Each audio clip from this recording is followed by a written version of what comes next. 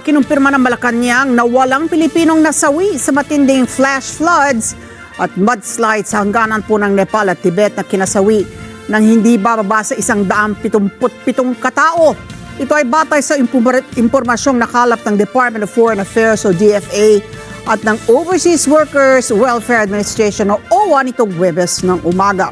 Ayon kay Palace Press Officer Claire Castro, kinalungkot ni Pangulong Ferdinand Marcos Jr.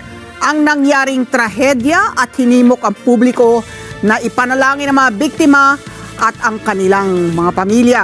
Samantala, nabalot naman ang makapal na putik ang isang bayan malapit sa Nuwakot District, malapit sa Nepal-China border matapos ang nasabing insidente.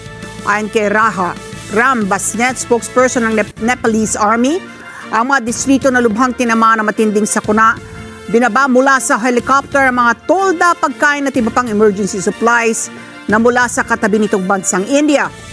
At sa ngayon, nag-deploy na ng mahigit 5,000